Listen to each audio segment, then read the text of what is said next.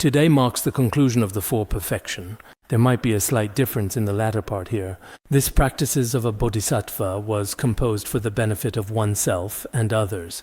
The Dharma master Thogme Sangpo wrote it at the Silver Cave of Treasures. This is the concluding section of the original practices of a bodhisattva.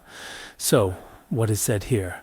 It explains what was composed, namely the practices of a bodhisattva. For what purpose was it composed and for whom? It was composed for the benefit of oneself and others. And who composed it? It was composed by the Dharma master, the great Thogme Sangpo.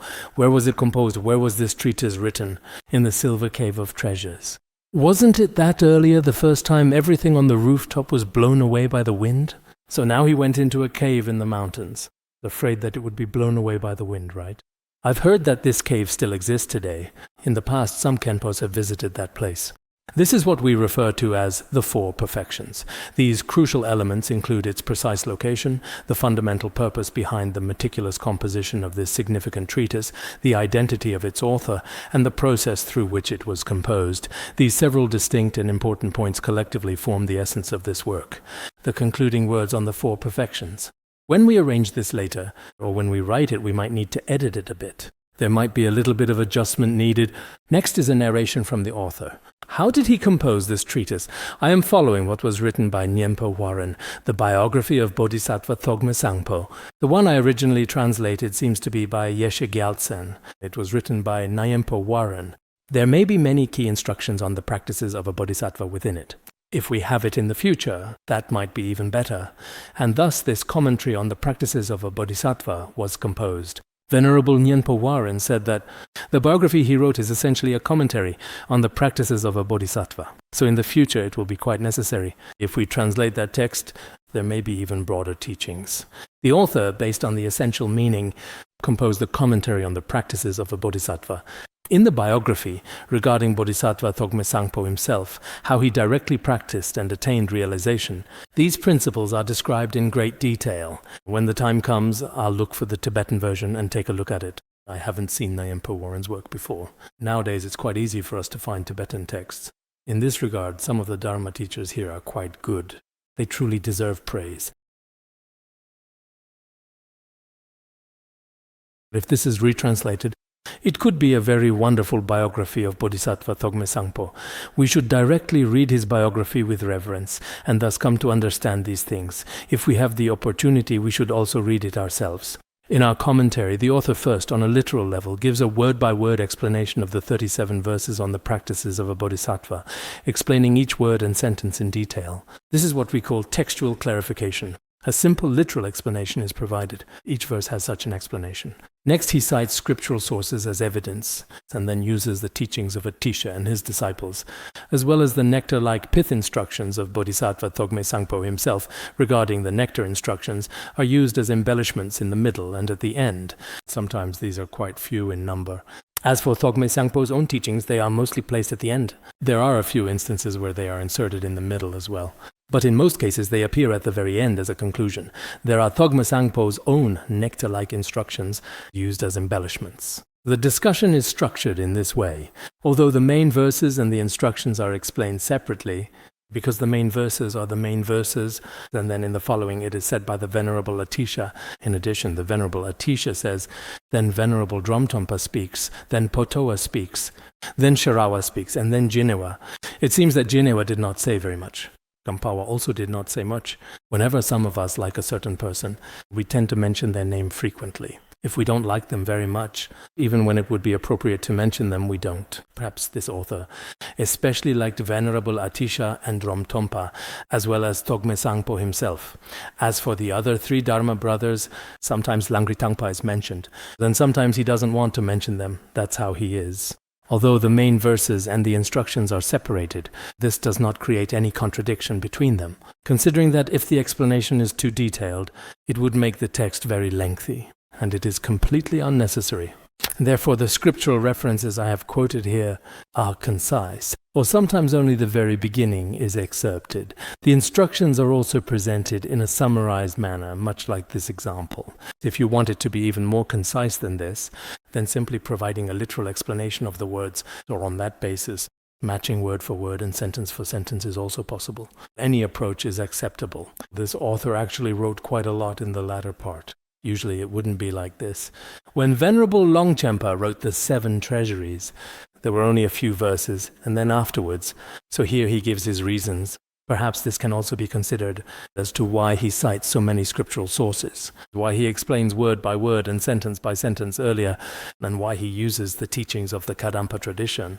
The main reason for quoting the Kadampa teachings is because most treatises, such as Bodhisattva Thogme Sangpo's Practices of a Bodhisattva, the vast majority of commentaries, all follow the teachings of the great masters of the Kadampa tradition, such as the mind training methods. So indeed, but now, these Kadampa teachings, there are also a few relatively early ones in the timeline. Later, Master Tsongkhapa and others succeeded them, and after that, these early Kadampa mind training methods are truly excellent. Moreover, the one who requested the teachings was also a disciple who practiced the Kadampa teachings, and his name is mentioned later on. Originally, listing and quoting so many scriptural sources one after another was actually not very good. He was someone who still had many doubts, sometimes saying it was good, sometimes saying it was not. Quoting so many scriptural sources is also not ideal. However, in order to help fellow practitioners with the same karmic connection as myself, to repeatedly pray for the arising of faith and renunciation, and to develop unwavering conviction, I then cited one by one the blessed teachings of these great masters, teachings that are imbued with blessings. They truly possess blessings. I think many of us might extract some important passages from within them. But if some people don't have them, right now in our mind training class, some people are teaching them, and if they're being taught, that's also fine. If you have time to study them again yourself, you might also reflect further on your own, on why these great masters spoke in this way. For example, with each verse, why is it that we should not give rise to anger? Why should we not speak of others' faults? Why should suffering be transformed into the path? Why should fame be transformed into the path? If we reflect on each of these, actually that's what Dharma is about. The value of Dharma is not in quantity, but in understanding. It is about what is helpful to our own mental continuum. In this way, it might be even better. So these teachings, we also feel that they are very powerful and full of blessings. Now for the following verse, I'll also briefly explain it literally. This wonderful vessel from the ornament of precious jewels is filled with the essence of the nectar of pith instructions. This time it is bestowed upon those virtuous ones with a karmic connection. In fact, it is the supreme result of deathless peace and cessation. It allows us to attain this fruit of deathless peace and cessation. Because it is called the wonderful vessel, the name of its commentary is also Wonderful Vessel. So within this wonderful vessel of the treatise Practices of a Bodhisattva, is contained much nectar of pith instructions. And this time I am giving it to all of you. I am also handing this nectar over to you. I don't know if you have drunk it or not. How do you feel after drinking it? You all know for yourselves, right? May the virtue born from diligently practicing this teaching lead all beings to enter the supreme vehicle. And may the flourishing of the Bodhisattva's practices be complete, endowed with ocean-like merit and virtue. He diligently composed this treatise. I have also diligently translated it. You have also listened diligently. Every day after class, although it's less than 20 minutes. It's not easy for us either, is it? Everyone has been diligently doing this. So, the virtue generated by this purpose, may it lead sentient beings onto the path of the Mahayana, and may the Bodhisattva's practices of the Bodhisattvas be fulfilled. The Bodhisattva's practices is likened to the prime and flourishing years of our human youth. And it is endowed with merit as vast as the ocean. What this means is, our virtuous roots enable sentient beings to enter the path of Buddhahood. Moreover, among these sentient beings, the Bodhisattva's practices are flourishing. Youth should not be either withered or immature. In terms of human life, youth is considered a wonderful period. I remember when we had our 20th class reunion. There was a teacher named Mr. Wang, he said at that particular time. I too was very much in my prime, feeling incredibly vibrant and absolutely full of youthful vigor and boundless energy. Consequently, the overall practice and spiritual development of the Bodhisattvas was quite flourishing and exceptionally prosperous. Some of us, however, our practice as Bodhisattva has become rather aged. Some have not yet matured, right? Some truly have a very strong altruistic mind. Just like a young person, especially vigorous. And they possess merits as vast as the ocean. They dedicate their roots of virtue in this way. Lost in ignorance, I have long drifted through the 3 realms. May all who harm me become bodhisattvas. and may the compassionate conduct of protecting sentient beings become completely pure. Yes, what he truly means and intends to convey here is that I myself, in my profound and deep-seated ignorance, have for a very long time wandered aimlessly and without direction through the vast and interconnected three realms of existence. All the harm I have caused to Buddhas and Bodhisattvas, and the minds and actions of compassionately protecting sentient beings, I hope that through this act of aspiration, all of it can be purified. Perhaps we have done this as well. Since beginningless time, as we have drifted in samsara, we have often harmed bodhisattvas and even the Buddha himself, as well as some actions of compassionately protecting sentient beings. You could put it that way too. There is a slight difference here, just a bit of nuance in the wording, but it can also be interpreted this way. The actions of Buddhas and Bodhisattvas are in fact the minds and actions of compassionately protecting sentient beings. If we have harmed or committed negative actions against these, all such negative karma must be purified. May it be that from now on, none actions of body, speech and mind become the cause of harm to others. From today onward, let us not create any causes that would harm sentient beings. For all beings throughout the world, may we become the sole cause of benefit and happiness. Whatever we do, we hope it becomes a cause that benefits all sentient beings in the world. When faced with the wrongful actions of the strong or the insults and abuse from inferior people, though these are extremely hard to endure and cause great harm, may we only repay harm with benefit. Some people act forcefully, even wrongly, and some malicious people insult or humiliate us. Normally, these things are very hard to tolerate. But after studying this Dharma teaching, we respond to their harm with acts that benefit others. In order to bring all sentient beings whom the Buddhas of the past have not yet tamed to Buddhahood, may I be able to accomplish all the activities of the Buddhas. For those sentient beings whom the Buddhas have not yet subdued, all of these sentient beings, let them as quickly as possible attain the state of Buddhahood. This is the work of the Buddhas. And this is exactly what I aspire to accomplish. We must liberate sentient beings and help them attain Buddhahood. May I enter the inconceivable, skillful means and dharma gates of the bodhisattvas, attain illusory liberation, and swiftly fulfill the virtues of perfecting, maturing, and purifying. We hope for the inconceivable, skillful means and dharma gates of the bodhisattvas. In fact, all of these are methods of liberation that are like illusions, so that both sentient beings and myself in a very short time may perfect all the qualities of liberation. May all be perfected, matured, and purified.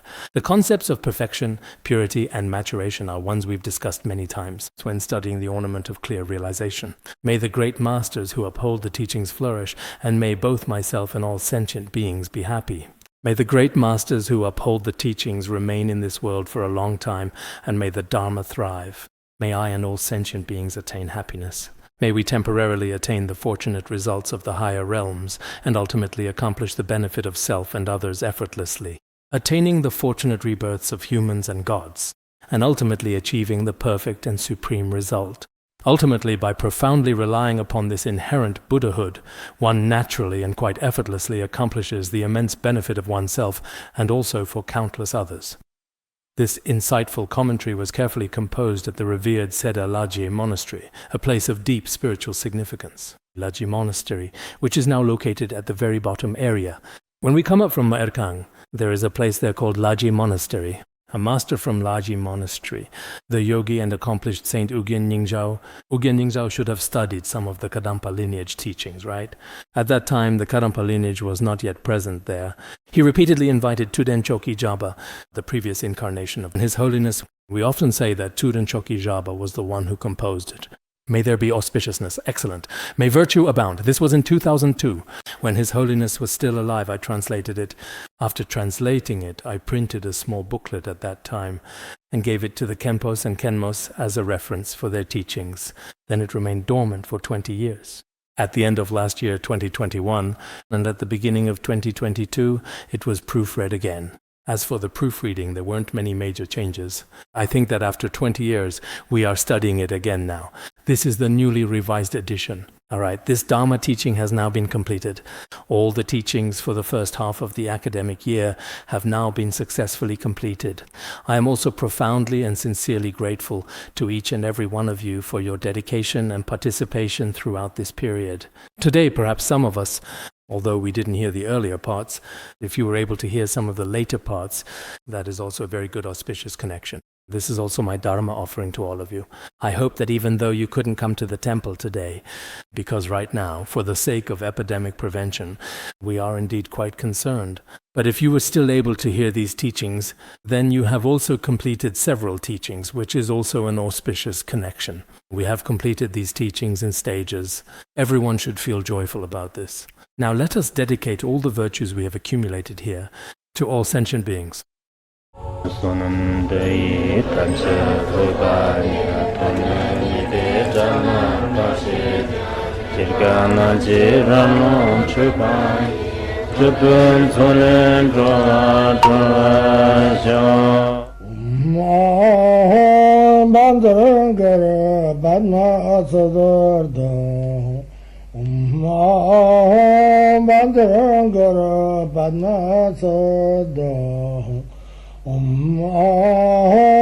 Bandara Bandara